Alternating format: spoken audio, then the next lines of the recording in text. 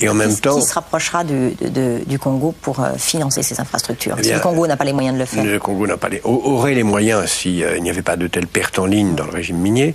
Mais en plus, le Congo paye le prix très lourd du régime précédent, puisque le malheur a voulu qu'après la colonisation belge, il y a eu un dictateur pillant tout qui s'appelait Mobutu pendant très longtemps et qui a laissé en mourant le pays avec des dettes qu'on continue à réclamer au nouveau pays qui a changé de nom, puisqu'il a repris le nom de Congo.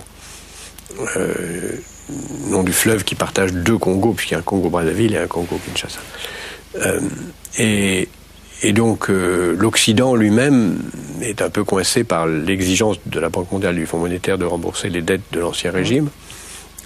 Donc ce qu'on appelle le consensus de Washington, c'est-à-dire les exigences des institutions internationales, sont très lourdes et interdisent aux pays de repartir sur des bases nouvelles. Alors est en train d'apparaître, et c'est très intéressant, à côté du consensus de Washington, ce qu'on appelle maintenant le consensus de Pékin, c'est-à-dire le fait que les Chinois, eux, qui ont beaucoup d'argent, n'imposent absolument pas les mêmes contraintes de remise en ordre des finances publiques aux pays qu'ils aident.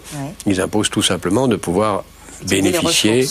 Alors on pourrait dire bénéficier, on pourrait utiliser, diraient certains, d'autres diraient piller. Je pense qu'il faut dire utiliser les ressources ou acheter à des prix. En échange de financement d'infrastructures qui aujourd'hui ont été, semble-t-il, lancés dans des accords assez confidentiels entre les Chinois et les Congolais, qui sont des grands projets d'infrastructures tout à fait nécessaires, en particulier de chemins de fer. Construits par les Chinois ou construits par les Congolais avec les financements chinois?